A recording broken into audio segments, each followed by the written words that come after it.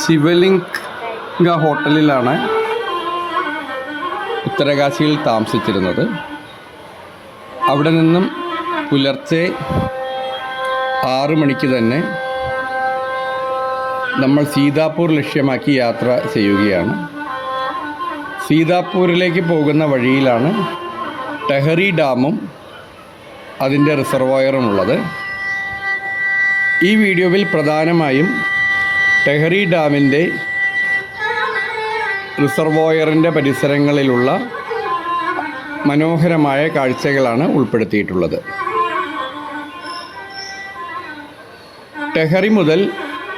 ടെഹറി ഡാമല്ല, ഉത്തരകാശി മുതൽ നമ്മുടെ ലക്ഷ്യസ്ഥാനമായ സീതാപൂർ വരെ 230ഓളം കിലോമീറ്റർ ഉണ്ട്.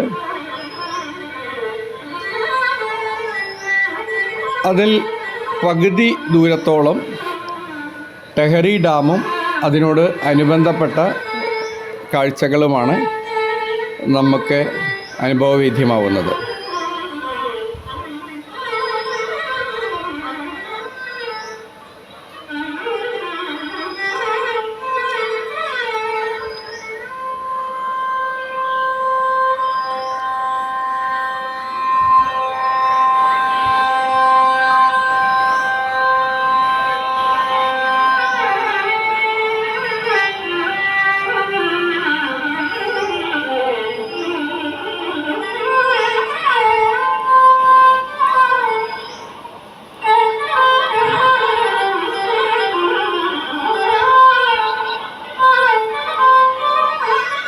ഇതിൽ കൂടുതലായിട്ടൊന്നും വിവരിക്കാനില്ല. കാരണം ഡാമിൻ്റെ മനോഹരമായ കാഴ്ചകളാണ്. ഒരുപാട് തൂക്കുപാലങ്ങൾ ഈ ഡാമിനെ കുറുകെയുണ്ട്. ഈ ഡാം പണി തുടങ്ങിയത് 1976 അതിൻ്റെ 1ാം ഘട്ടം കമ്മീഷൻ ചെയ്തത് 2006 ഇത് വിവിധോദ്ദേശങ്ങളോടുകൂടി നിർമ്മിക്കപ്പെട്ട ഡാമാണ്. അതിൽ 1000 മെഗാവാട്ടിൻ്റെ 1ാം സ്റ്റേജ് പദ്ധതി ഇപ്പോൾ ഉദ്ഘാടനം കഴിഞ്ഞു, ഹൈഡൽ പവർ പ്ലാന്റിൻ്റെ. ഇതുകൂടാതെ ജലസേവനവും കൃഷിക്ക് ആവശ്യമായ ജലം, ഇറിഗേഷൻ പർപ്പസ്, ഇതെല്ലാം ചേർന്നതാണ് ഈ ഡാം. കൂടാതെ പ്രളയ നിയന്ത്രണവും ഈ ഡാമിൻ്റെ ഉദ്ദേശ ലക്ഷ്യങ്ങളിലൊന്നാണ്.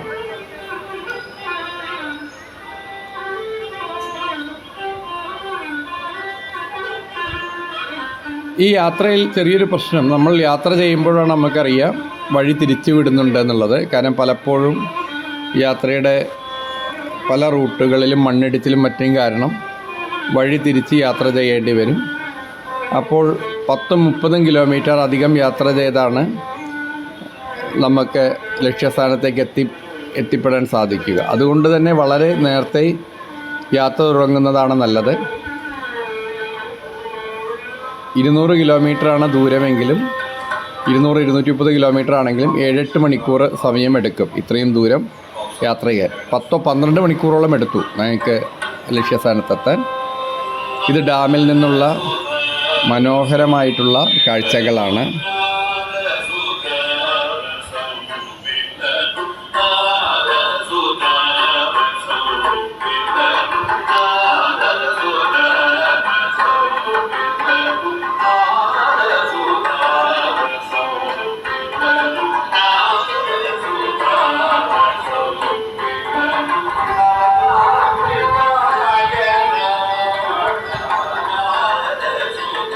ഡാമിനെക്കുറിച്ചുള്ള കുറച്ച് വിവരണങ്ങൾ ഞാൻ അടിയിൽ എഴുതുന്നു. അവിടെയുള്ള ഫ്ലോട്ടിംഗ് ഹട്ട്സാണ്. ഇതൊരു എക്കോ ടൂറിസത്തിൻ്റെ ഭാഗമായിട്ടുള്ള സംവിധാനമാണ്.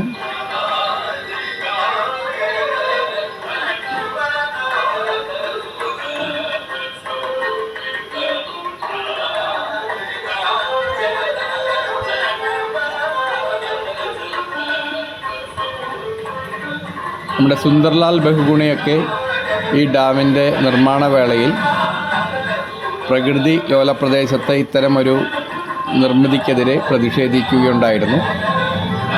പിന്നെ പുനരധിവാസവുമായി ബന്ധപ്പെട്ട പ്രശ്നങ്ങളുമായിരുന്നു അന്ന് വലിയ ചർച്ചാ വിഷയമൊക്കെ ആയിരുന്നു ആ കാലഘട്ടത്തിൽ.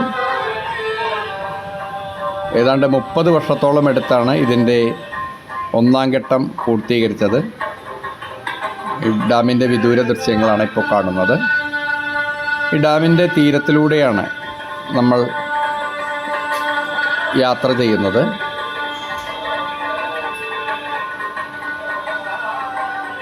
ഏത് ജലസഞ്ചയവും നേത്രങ്ങൾക്ക് വിരുന്നാണ് സമ്മാനിക്കുന്നത്.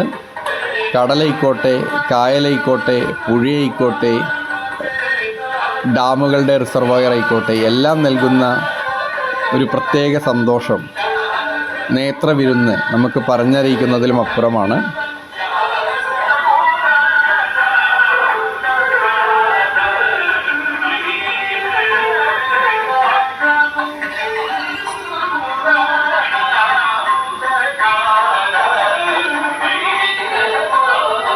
ഇവിടെ നമ്മൾ ദൂരത്ത് കാണുന്നത് ദാരി ദേവിയുടെ ക്ഷേത്രമാണ്. ഈ ക്ഷേത്രത്തിൻ്റെ വിഗ്രഹം ഡാമിൻ്റെ പണി സമയത്ത് മുങ്ങപ്പെട്ടു. അതോടനുബന്ധിച്ച് തന്നെയാണ് ഉത്തരാഖണ്ഡിലെ പ്രളയമുണ്ടായതെന്നാണ് പ്രദേശവാസികൾ വിശ്വസിക്കുന്നത്. അവരുടെ ആവശ്യപ്രകാരം കൺസ്ട്രക്ഷൻ കമ്പനി തന്നെ ദാരി ദേവിയുടെ വിഗ്രഹം അവിടെ കെട്ടി പ്രതിഷ്ഠിച്ചു നൽകിയെന്നും അതിനുശേഷമാണ് പണി മുന്നോട്ട് പോയതാണെന്നാണ് വിശ്വാസം. ഇപ്പോൾ നമ്മൾ എത്തിയിരിക്കുന്നത് രുദ്രപ്രയാഗിലാണ്. പ്രയാഗ് എന്ന് പറഞ്ഞാൽ 2 നദികളുടെ സംയോജനമാണ് പ്രയാഗ് കൊണ്ട് അർത്ഥമാക്കുന്നത്. ഇവിടെ അളകനന്ദനയും മന്ദാകിനിയും കൂടിച്ചേരുന്നു. ഇതാണ് രുദ്രപ്രയാഗ്. ഇതൊരു തീർത്ഥാടന കേന്ദ്രമാണ്. ഇവിടെ നാരദന് രുദ്രവീണ ശിവൻ സമ്മാനിച്ചത് ഇവിടെ നിന്നാണെന്നാണ് വിശ്വസിക്കപ്പെടുന്നത്. രുദ്രപ്രയാഗിൽ വെച്ചാണെന്ന് വിശ്വസിക്കപ്പെടുന്നു. വീണ്ടും നമ്മൾ പ്രകൃതിയുടെ മനോഹാരിതയിലേക്ക് പോവുകയാണ്. ഒരു 4 മണി വരെ എനിക്ക് റെക്കോർഡ് ചെയ്യാൻ പറ്റിയുള്ളൂ. അതിനുശേഷം കനത്ത മഴയെ തുടർന്ന് ഒരു രംഗങ്ങളും റെക്കോർഡ് ചെയ്യാൻ സാധിച്ചില്ല. പിന്നെ ഒരു 2-3 മണിക്കൂർ കൂടി, ഒരു 10-30 കിലോമീറ്റർ കൂടി നമ്മൾ യാത്ര ചെയ്തു. വളരെ ഭംഗിയുള്ള പ്രദേശങ്ങളായിരുന്നു. പക്ഷേ അതൊന്നും ഈ വീഡിയോവിൻ്റെ ഭാഗമാക്കാൻ കനത്തു പെയ്ത മഴ കാരണം സാധ്യമായില്ല.